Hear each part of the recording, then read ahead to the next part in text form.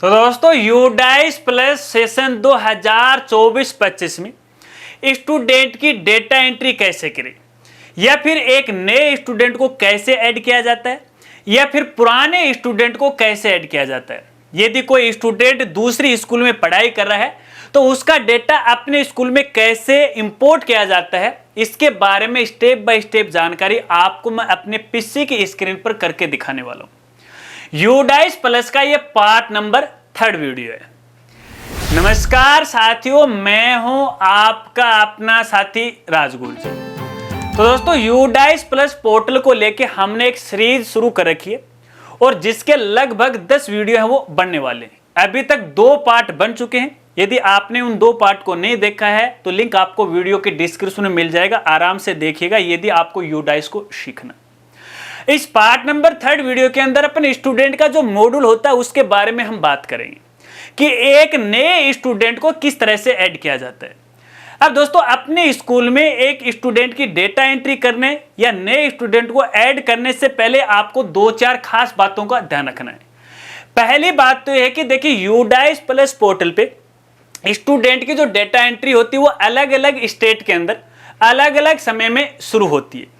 इसके अलावा यहाँ पे देखिए आप अपने स्कूल के अंदर या अपने यूडाइस पोर्टल पे केवल पहली कक्षा यानी आपके स्कूल के अंदर जो फर्स्ट क्लास है वो पूर्व प्राथमिक भी हो सकती हैं, एलकेजी यूकेजी भी हो सकती हैं या डायरेक्ट फर्स्ट क्लास भी हो सकती है। केवल उसी में ही स्टूडेंट की आप डायरेक्ट डाटा एंट्री कर सकते हो। यानी ऐसा बालक बालिका जो अब तक किसी स्कूल में नहीं पढ़ा है और पहली बार आपके स्कूल में पढ़ने के लिए आया है, तो ऐसे ही बालक की सबसे पहले आप डाटा एंट्री कर सकते हो।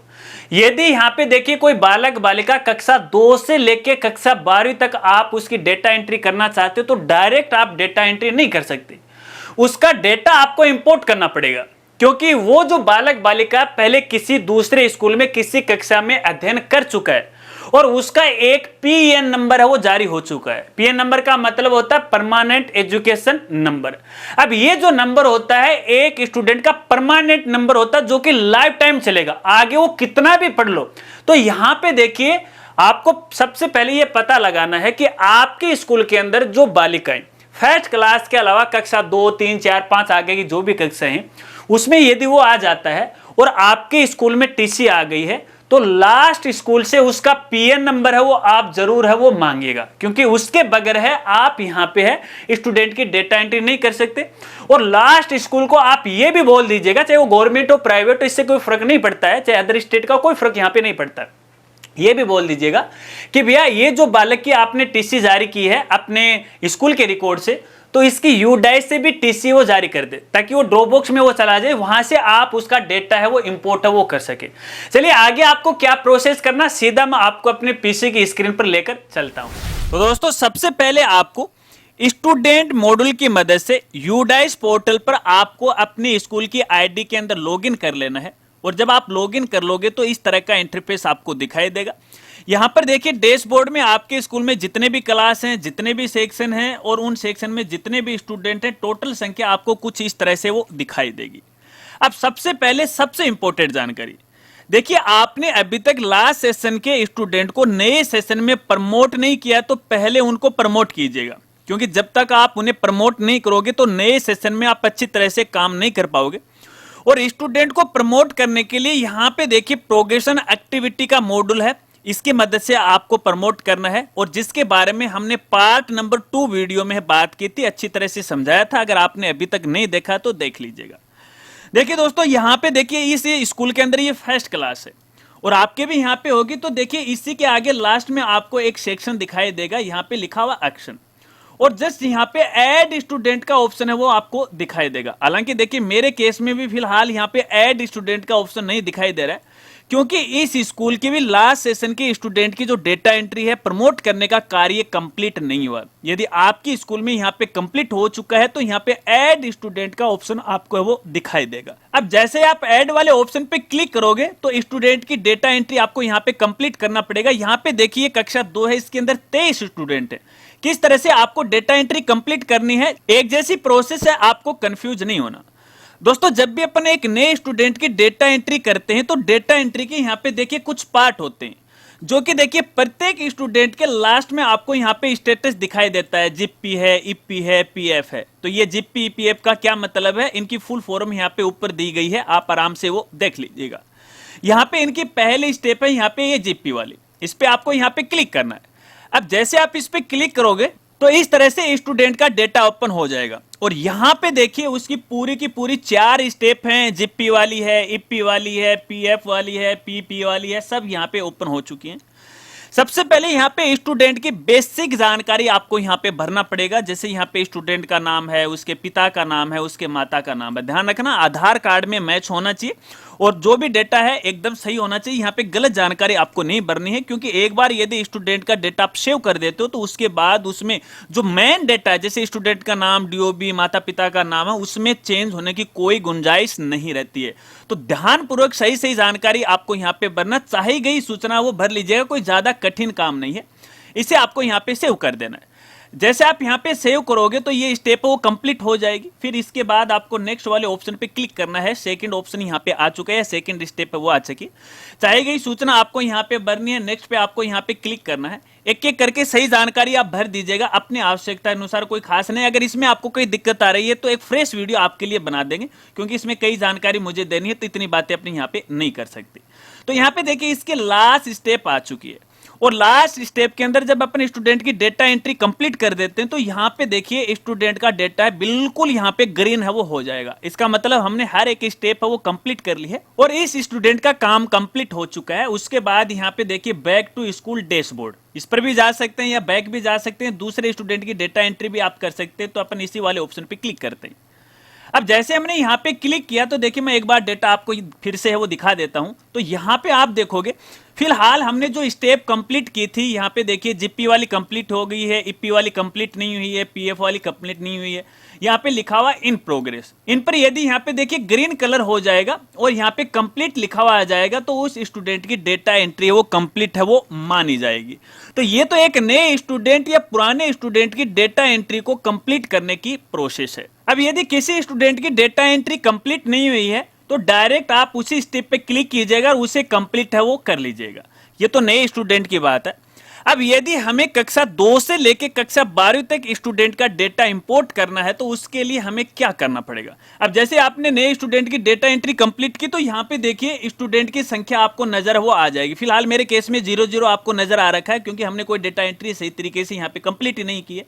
और कई बार ऐसा होता है कि जैसे आज हमने एक नए स्टूडेंट की डेटा एंट्री की तो तुरंत यहाँ पे नहीं दिखा देता है, क्योंकि देखिए इनका सर्वर अपडेट होता है तो 24 घंटे के बाद आपको यहाँ पे टोटल संख्या वो भी दिखाई देने लग जाएगी। तो इसको लेके आप टेंशन है वो मत लीजिएगा। चलिए एक स्टूडेंट को किसी भी क्लास में किस तरह से इंपोर्ट किया जाता है वो प्रोसेस मैं आपको बताता हूँ। दोस्तों यहाँ पे देखिए एक मॉड्यूल का नाम आपको वो देखने को मिलेगा, यहाँ पे देखिएगा इंपोर्ट मॉड्यूल। मैं थोड़ा सा जूम करके आपको दिखा देता हूँ। ये देखिए इंपोर्ट मॉड्यूल है, इस वाले ऑप्शन पे आपको यहाँ पे क्लिक करना है। इसके बाद देखिए आपके सामने 3 ऑप्शन होंगे। यदि वो स्टूडेंट आपके सेम राज्य से है, सेम स्टेट से है, तो यहाँ पे विद इन स्टेट आपको करना है। यदि स्टूडेंट किसी दूसरे राज्य से पढ़ाई की है और इस बार अपने राज्य में आ गया है, आपकी स्कूल में आ गया है, तो आपको इस वाले ऑप्शन को है वो यूज करना है। तो अपन यहाँ पे जो विद इन स्टेट वाला ऑप्शन है इसको यूज करते हुए आगे की जानकारी आपको मैं यहाँ पे बता रहा हूँ। अब जैसे आप इस पे क्लिक करोगे तो यहाँ पे स्टूडेंट का डेटा आपको इंपोर्ट करना पड़ेगा। अब स्टूडेंट का डेटा इंपोर्ट करने के लिए सबसे पहले तो देखिए आपके पास स्टूडेंट का पीएन यानी परमानेंट एजुकेशन नंबर आपके पास होनी चाहिए और उसकी डीओबी होनी चाहिए। अब इसका पता आप कैसे लगाओगे, तो यहाँ पे देखिए गेट पीएन एंड डीओबी का एक ऑप्शन आपको मिल जाता है। इस पे आपको यहाँ पे क्लिक करना है, उसका आधार नंबर डालना है, डीओबी डालना है, सर्च पे क्लिक करना है तो उसका यहाँ पे पीएन नंबर आ जाएगा।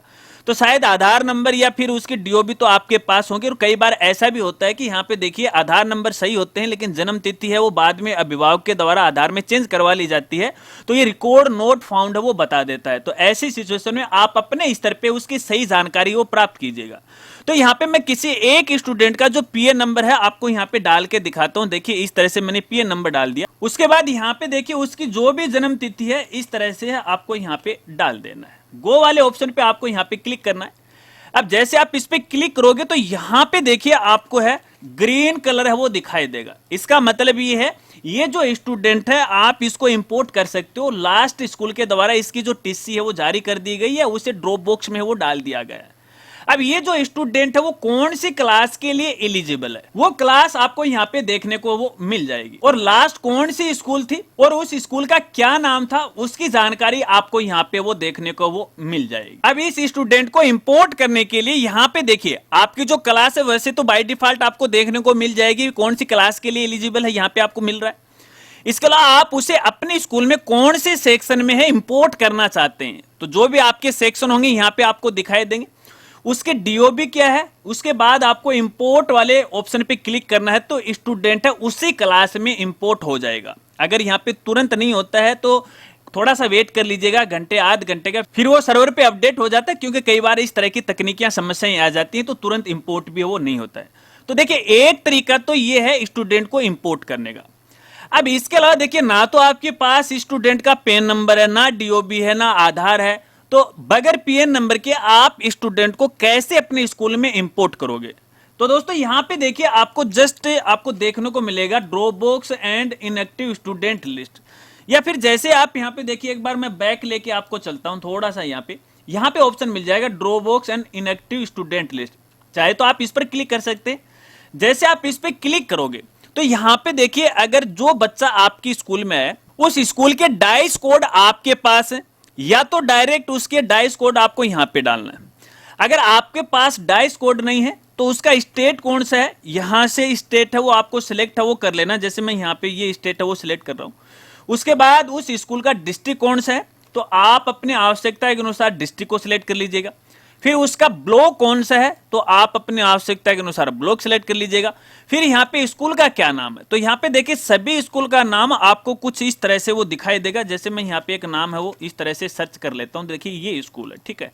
चलिए इसके बाद सर्च वाले ऑप्शन पे आपको यहाँ पे क्लिक करना है। अब जैसे आप इस पे क्लिक करोगे तो क्लिक करने के बाद देखिए इस स्कूल के द्वारा जितने भी स्टूडेंट को इनएक्टिव या ड्रॉपबॉक्स में डाला गया है उनकी लिस्ट आपको कुछ इस तरह से वो दिखाई देगी।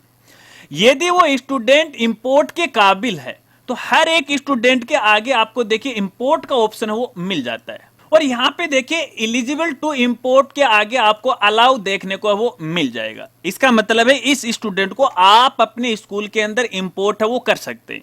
तो यहाँ पे जैसे आप इंपोर्ट वाले ऑप्शन पे क्लिक करोगे तो देखिए उसका पीएन नंबर है ऑटोमेटिक आ गया है। फिर डीओबी आपको यहाँ पे डालना पड़ेगा, डीओबी का तरीका मैंने आपको बता दिया, आधार कार्ड से आप उसे देख सकते हैं। फिर आपको गो वाले ऑप्शन पे क्लिक करना, सेम प्रोसेस आपको यहाँ पे करनी है। अब दोस्तों मान लेते हैं कि आपने स्टूडेंट को इंपोर्ट तो कर लिया, तो क्या इंपोर्ट करने के तुरंत बाद आपका काम कंप्लीट हो गया? नहीं, अभी भी आपका काम है वो कंप्लीट नहीं हुआ है।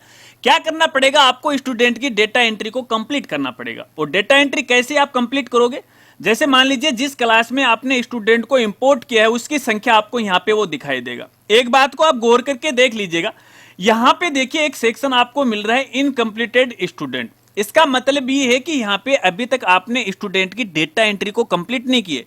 भले ही आपने स्टूडेंट को लास्ट सेशन से यहाँ पे प्रमोट कर दिया हो, भले ही किसी क्लास के अंदर स्टूडेंट को आपने इंपोर्ट कर लिया हो, इंपोर्ट करने या स्टूडेंट को प्रमोट करने से आपका काम कंप्लीट नहीं हो पाता है, उसकी स्टूडेंट की डेटा एंट्री को भी कंप्लीट करना पड़ता है। तो यहाँ पे देखिए मेरे केस के अंदर ये कक्षा 2 है, ठीक है ना। इसके अंदर यहाँ पे देखिए टोटल स्टूडेंट 23 है, और अभी भी यहाँ पे देखिए इनका जो डेटा वो कंप्लीट नहीं हुआ, इनकम्प्लीट है। आप देख सकते हैं यहाँ पे रेड कलर में आ रखा है, जब कंप्लीट हो जाएगा तो यहाँ पे ग्रीन कलर भी हो जाएगा। कंप्लीट कैसे करोगे, तो यहाँ पे देखिए पहले जो मैंने आपको बताया सेम वही प्रोसेस है। यहाँ पर आपको क्लिक करना है और जो भी स्टूडेंट है उनकी लिस्ट आपको कुछ इस तरह से दिखाई देगी। यहाँ पे पर्टिकुलर किसी एक ऑप्शन पे आपको यहाँ पे क्लिक करना है। जैसे आप इस पे क्लिक करोगे तो स्टूडेंट का देखिए ये स्टेप है वो ओपन हो जाएगी। यहाँ पे एक एक कर लीजिए। चलिए इसको कंप्लीट करते हैं। और दोस्तों यहाँ पे आपको बताना चाहूंगा, देखिए यहाँ पे अपन फर्स्ट स्टेप पे यहाँ पे क्लिक करते हैं तो देखिए यहाँ पे सेव का ऑप्शन आ रखा है। लेकिन जैसे अपन यहाँ पे नेक्स्ट स्टेप पे जाते हैं तो आप यहाँ पे देखोगे केवल नेक्स्ट का ऑप्शन आ रखा है, सेव का ऑप्शन नहीं आ रखा है। ऐसा क्यों है? ना तो सेकंड पे आ रखा है, ना यहाँ पे देखिए थर्ड पे आ रखा है, ना यहाँ पे लास्ट में वो आ रखा है। देखिए इसका मतलब ये है कि अभी तक आपने लास्ट सेशन का काम कंप्लीट नहीं किया। मैंने आपको बताया ना, अगर जब तक आप स्टूडेंट को है नए सेशन में प्रमोट नहीं करोगे तब तक आप यहाँ पे नए सेशन में सही तरीके से काम नहीं कर पाओगे। तो इस बात को आपको खास तौर पे ध्यान रखना है। जब यहाँ पे सभी स्टेप के आगे फाइनल यहाँ पे लिखा आ जाएगा तो उस स्टूडेंट की जो डेटा एंट्री है वो कंप्लीट है वो समझी जाएगी। इस तरह से यहाँ पे देखिए आपकी कोई भी जो स्टेप है वो आधी अधूरी वो नहीं होगी। तो बस इतना सा ही काम आपको करना है, सभी स्टूडेंट की डेटा एंट्री को आपको कंप्लीट है वो करना है। तो दोस्तों इस प्रकार से हम स्टूडेंट मॉड्यूल की मदद से अपने स्कूल में एक नए स्टूडेंट की डेटा एंट्री कर सकते हैं। शायद अब आप अच्छी तरह से समझ गए। अगर स्टूडेंट की डेटा एंट्री को लेके या इस मॉड्यूल को लेके आपके सामने कोई समस्या आ रही है या फिर आपका कोई सवाल है तो आप वीडियो के नीचे बेझिझक कमेंट कर सकते हैं या फिर इंस्टाग्राम पर भी आप हमें मैसेज कर सकते हैं। आपकी मदद करने में मुझे खुशी होगी। अगर वीडियो जानकारी आपको अच्छी लगी तो वीडियो को लाइक कीजिएगा, हो सके तो ये वीडियो अपने दोस्तों के साथ वो जरूर शेयर कर दीजिएगा। तो मिलते हैं फ्रेंड्स अगली एक नई वीडियो के साथ और एक नए पार्ट के साथ। तब तक के लिए जय हिंद, जय भारत।